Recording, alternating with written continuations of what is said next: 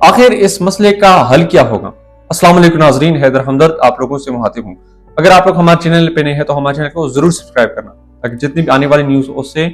آپ لوگ ٹائم پر باخبر ہوتے رہیں۔ ناظرین، ایران اور امریکہ کے بیچ یہ جو جنگ چلتی آ رہی ہے اس میں کافی حد تک تو نرمی آ گئی ہے، جو کہ پاکستان ایک اہم کردار ادا کر رہا ہے۔ تھوڑی بہت اس میں نرمی آ گئی ہے، لیکن اس کا ایک مستقل حل کس طرح فائنڈ آؤٹ کیا جا سکتا ہے، مطلب کہ کس طرح سے اس جنگ کو مستقل طور پر روکا جا سکتا ہے، کیونکہ ہر آئے دن ناظرین ایران اور امریکہ کی طرف سے ایک دوسرے کے اوپر مختلف قسم کے ناکہ بندیاں، یہ بلاکیج وغیرہ ہو گئے یا پھر پابندیاں وغیرہ ہو گئے، یہ لگائے جا رہے ہیں۔ اب اس سے تو مسئلے کا حل فائنڈ آؤٹ ہونے کے بجائے اور بھی مسئلے بگڑتے آ رہے ہیں، کیونکہ ریسنٹلی اگر ہم دیکھیں 1 مئی کو ایران نے امریکہ کو ایک آفر دیا تھا پاکستان کی طرف کہ پاکستان ایک ایز اے میڈیٹر جو کام کر رہا ہے،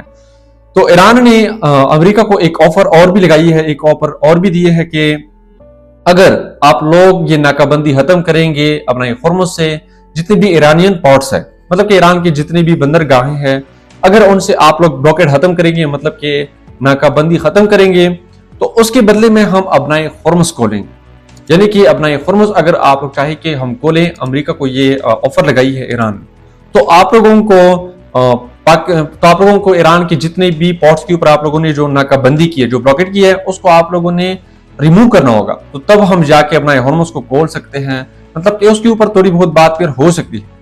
لیکن اگر ہم دیکھیں ناظرین، تو ایک طرف ایران نہیں مان رہا، ایران اپنا ہرمز کو مطلب کہ فری آف کاسٹ کھولنے نہیں دے رہا، تو دوسری طرف اب امریکہ نے یہ جو بلاکیڈ لگایا ہے، امریکہ نے جو ایران کے جتنے بھی پورٹس ہیں ان کے اوپر جو ناکہ بندی لگائی ہے، اب اس سے یہ مسئلہ اور بھی بگڑتا جا رہا ہے۔ لیکن اس کے برعکس امریکہ نے ان کی جو ایران کی جو آفر ہے ان کو ٹکرا دی ہے، اور ساتھ یہ بھی کہا ہے کہ یہ آپ لوگوں کی جو آفر یہ سیٹسفیکٹری نہیں ہے۔ جو سب سے زیادہ پرائیورٹی ہم دے رہے ہیں وہ ایران کا نیوکلیئر پاور ہے، یعنی کہ امریکہ بار بار یہ کوشش کر رہا ہے کہ ایران کا جو ایٹامک پاور ہے، ایران کا جو نیوکلیئر یا پھر جو یورینیم انریچمنٹ ہے، وہ کسی طرح رک جائیں۔ اور ابھی یہ جو آفر دی ہے ایران نے، اس کو امریکہ نے فلی طور پر ریجیکٹ کیا ہے، وہ اس وجہ سے کہ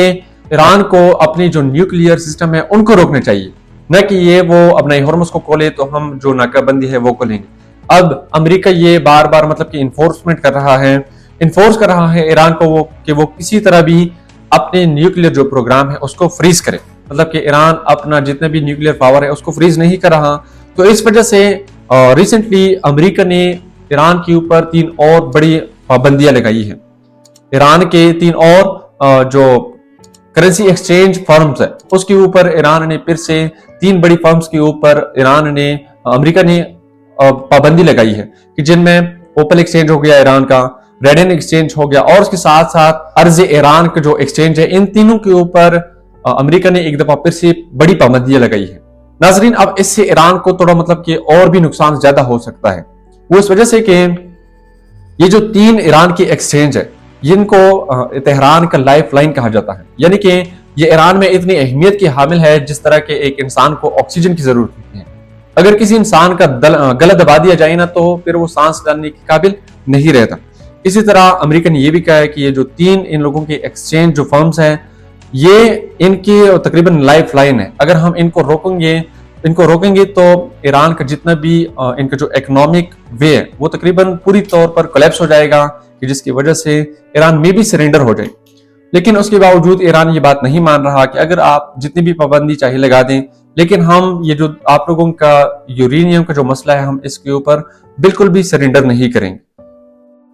اب ناظرین، اس کا ایران کو نقصان کچھ اس طرح سے ہو سکتا ہے کہ ایران کی جو اپنی کرنسی ہے وہ اب اس کیپیبل نہیں ہے کہ وہ انٹرنیشنل مارکیٹ میں اپنے امپورٹنگ اور ایکسپورٹنگ میں اس کو سرو کرے، اس کو سپینڈ کرے۔ تو اس وجہ سے ایران اپنا جتنے بھی زیادہ جو تیل وغیرہ ایکسپورٹ کرتا ہے، اس کی جو انکم ہے وہ پھر کسی نہ کسی طریقے سے وہ